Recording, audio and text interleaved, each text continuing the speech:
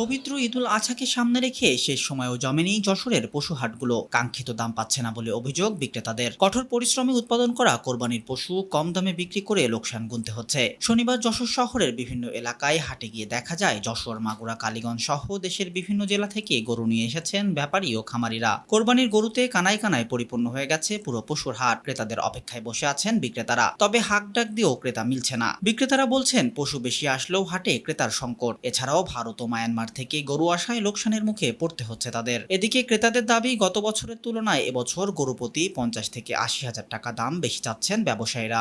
গরুর বাইরের থেকে রপ্তানি হচ্ছে, বিদায় বাইরের থেকে কিছু চূড়াইভাবে আসতেছে, যার কারণে আমাদের দেশের গরু মান কম হয়ে গেছে। এই হচ্ছে বড় সমস্যা আর কি। মায়ানমার থেকে গরু আসতেছে, বিভিন্ন জায়গা থেকে গরু ঢুকছে বাংলাদেশে, এই কারণে আমরা গরুর সঠিক মুনাফা পাচ্ছি না। কুরবানি হাটে বেচা কিনাটা আগে যেভাবে ছিল সেভাবে এখন হচ্ছে না। বেচা কিনাটা একদম কম, সীমিত ভাবে বেচা কিনা হয়েছে। তারা নিজে নিজে কোরবানি দেবে এই 80,000, 90,000, 1 লাখ টাকার ভিতরে। এই টাকার ভিতরে যে গরু তারা চাচ্ছে, সে গরুর দাম দেখা যাচ্ছে 1 লাখ টাকার অনেক বেশি।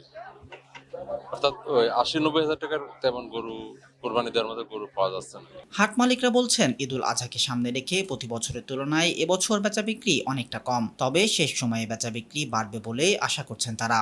Raihan Siddique, voice of tiger.